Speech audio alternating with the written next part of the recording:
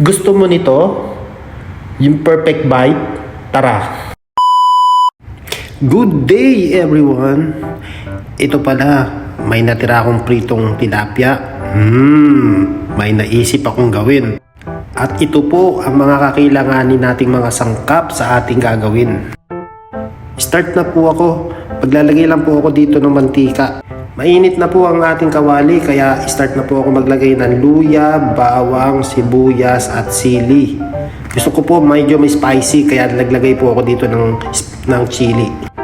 Ihalo ko lang po ito ng ganito, halo-halo lang po hanggang sa maging transparent po ang ating mga sangkap tulad po nito.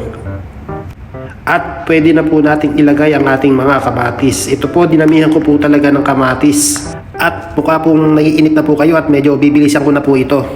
At ito po ay naabot na po natin ang ating pangarap sa ating kamatis. Gusto ko po yung ganito, yung medyo durog na po yung kamatis at pipisa-pisain pa po natin ng konti para mas lalo pa pong kumataas ang kanyang lasa. Ito po yung pangarap natin. At iniligay ko na rin nga po pala dito yung ating bell pepper.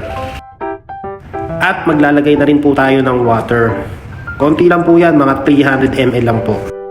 Dito naman po, mangangailangan tayo ng 2 itlog at mukha po sigurong nahuhulaan nyo na po kung ano po ang ating gagawin sa ating natirang tilapia po. At ang gagawin ko po ay magbabati ng itlog. Kayo po iba po ang iniisip nyo.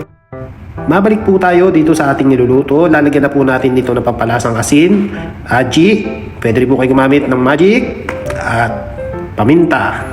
At naglagay lang din ako dito ng konting chicken powder. Optional lang naman ito.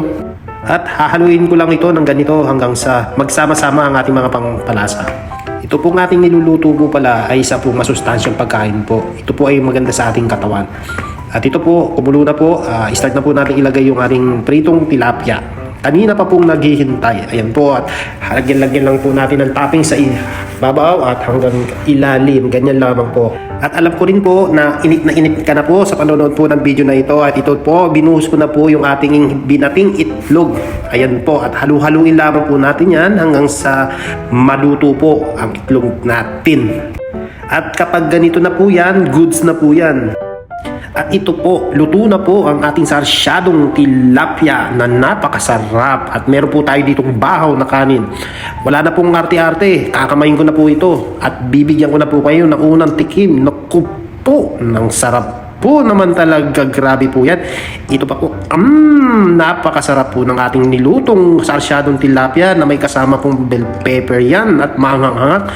Ito po napakasarap pong i-partner sa napakasarap na bahaw na kanin.